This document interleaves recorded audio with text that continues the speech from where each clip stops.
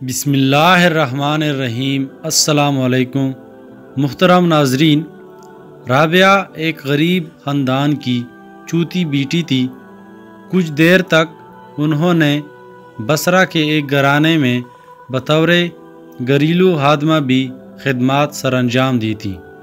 ان کے مالک نے ان کی دینداری، پرہیزگاری، پرسائی اور خدا پرستی کے پیش نظر انہیں آزاد کر دیا تھا۔ بہت سے لوگ ان کے تقدس اور بزرگی سے متاثر تھے اور ان سے اپنے حق میں دعائے خیر کرنے کی درخواست کرتے تھے اور ان کی تعلیمات پر عمل کرتے تھے۔ انہوں نے خدا کی خالص محبت کا نظریہ متعارف کروایا تھا۔ انہوں نے یہ نظریہ زہد اور ریاضت اس زندگی میں متعارف کرایا تھا جو دوسری صدی ہجری کے ان مسلمانوں میں مروج تھی جو خدا کی طلب رکھتے تھے۔ انہوں نے خدا کی خالص محبت پر زور دیا تھا اور قرآن کی اس آیت کا حوالہ پیش کیا کرتی تھی، اور وہ ان سے محبت کرتا ہے جو اس سے محبت کرتے ہیں۔ انہوں نے اپنے احساسات کا اظہار اپنی خوبصورت دعاؤں میں کیا تھا۔ وہ طویل راتیں خدا کے ساتھ محو کلام ہوتے ہوئے گزارتی تھی۔ فرید الدین عطار رحمۃ اللہ تذکرہ اولیاء میں رابعہ بصری کی بے حد تعریف کرتے ہیں۔ رابعہ بصری کے ساتھ کئی ایک روایات بھی منسوب ہیں۔ کہا جاتا ہے کہ جب وہ حج کے لیے بیت اللہ تشریف لے گئی تب کعبہ بذات خود ان کے استقبال کے لیے آیا تھا اور انہوں نے کہا تھا کہ مجھے اس گھر کی مالک کی ضرورت ہے، اس گھر کی ضرورت نہیں۔ فرید الدین عطار کہتے ہیں، رابعہ خدا کے ساتھ تعلق کے حوالے سے مثالی نوعیت کی حامل تھی اور اس حوالے سے کوئی ان کی برابری نہیں کر سکتا۔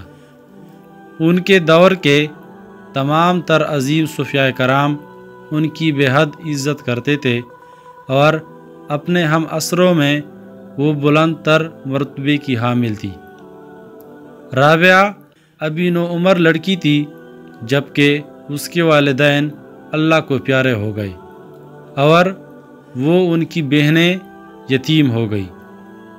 جلد ہی بصرہ شدید قحط کی لپیٹ میں آ چکا تھا اور ان کی بہنیں اس سے بچھڑ گئی تھی۔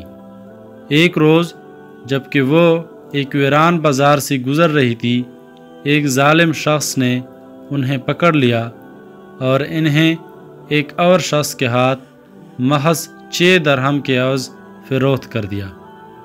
رابعہ کا مالک ہمدردی سے عاری شخص تھا، وہ اس سے بہت زیادہ کام لیتا تھا۔ رابعہ خوشدلی کے ساتھ اپنے فرائض سر انجام دیتی تھی اور اس کے ساتھ ساتھ دن بھر روزے کی حالت میں رہتی تھی اور رات کا زیادہ تر حصہ عبادت الہی میں صرف کرتی تھی۔ کئی برس بعد ایک رات جب ان کا مالک نصف رات کے قریب نیند سے بیدار ہوا اور اس نے کھڑکی سے ان کے کمرے کے اندر جھانک کر دیکھا اور انہیں عبادت الہی میں مصروف پایا، وہ حالت سجدہ میں تھی اور ان کے لبوں پر یہ الفاظ جاری تھے، میرے خدا، آپ جانتے ہیں کہ میں اپنی زندگی کا ہر ایک لمحہ آپ کی عبادت میں صرف کرنا چاہتی ہوں، لیکن میں اپنی اس خواہش پر عمل کرنے کے قابل نہیں ہوں کیونکہ آپ نے مجھے اپنی ایک دوسری مخلوق کی رعایا بنایا ہے۔ وہ شخص یہ دیکھ کر حیران ہوا کہ جو ہی رابعہ عبادت الہی میں مصروف تھی، ان کے سر کے اوپر ایک چراغ ہوا میں معلق تھا اور ان کے کمرے میں روشنی بکھیر رہا تھا۔ وہ یہ سب کچھ دیکھ کر اس قدر ہراساں ہوا کہ اس رات دوبارہ سو نہ سکا اور بے چینی کے ساتھ طلوع آفتاب کا انتظار کرنے لگا۔ جب صبح نمودار ہوئی تب اس نے رابعہ کو بلوایا اور نرم اور مہربان لہجے میں ان سے مخاطب ہوا اور ان سے معافی طلب کی اور انہیں آزاد کر دیا۔ رابعہ نے اس شخص کے گھر کو خیر بات کہا اور شہر کے ایک غریب علاقے میں اپنا تمام تر وقت عبادت الہی میں گزارنے لگی۔ وہ اللہ تعالیٰ کی برگزیدہ ہستی تھی۔ انہوں نے اپنی آخری سانسیں تک تارک لذات اور غربت کی راہ اپنائی تھی اور کبھی شکایت نہ کی تھی۔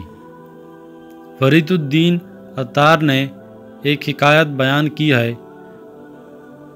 ایک روز رابعہ سے پوچھا گیا کہ وہ اعلیٰ و برتر اور شان و شوکت کے حامل رب سے محبت کرتی ہیں؟ انہوں نے جواب دیا کہ ہاں، میں محبت کرتی ہوں۔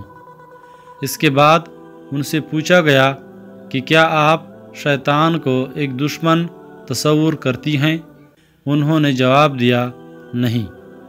لوگ حیران ہوئے اور انہوں نے دریافت کیا اس کی کیا وجہ ہے؟ رابعہ نے جواب دیا، خدا کے ساتھ میری محبت شیطان کے ساتھ نفرت کرنے کے لیے کوئی جگہ نہیں چھوڑتی۔ ایک مرتبہ رابعہ علیل تھی۔ ایک شخص عیادت کے لیے آیا اور ان سے دریافت کیا کہ ان کی علالت کی وجہ کیا تھی۔ رابعہ نے جواب دیا، خدا کی قسم، مجھے اپنی علالت کی وجہ معلوم نہیں ہے، ماں سوائے اس کے کہ جنت میرے سامنے ظاہر کر دی گئی تھی اور میرے دل میں اس کی خواہش پیدا ہوئی تھی، اور میں نے سوچا کہ میرا خدا مجھ سے بدگمان ہے اور میری سرزنش کر رہا ہے، اور محض وہی مجھے خوش کر سکتا ہے۔ رابعہ بصری کے ساتھ رات کے وقت کی جانے والی کچھ مخصوص دعائیں منسوب کی جاتی ہیں۔ میرے خدا، ستارے چمک رہے ہیں اور انسانوں کی آنکھیں بند ہیں، اور بادشاہوں نے اپنے دروازے بند کر لیے ہیں، اور یہ ایک عاشق اپنے معشوق کے ساتھ تنہا ہے، اور میں یہاں تیرے ساتھ تنہا ہوں۔ ایک دوسری دعا ہے، اگر میں دوزخ کے خوف سے تمہاری عبادت کرتی ہوں، مجھے دوزخ میں پھینک دیا جائے، اور اگر میں جنت کی امید میں تیری عبادت کرتی ہوں، مجھے جنت سے نکال دیا جائے، لیکن اگر میں محض تیرے لیے تیری عبادت کرتی ہوں، تب مجھے اپنی محبت سے محروم نہ رکھنا۔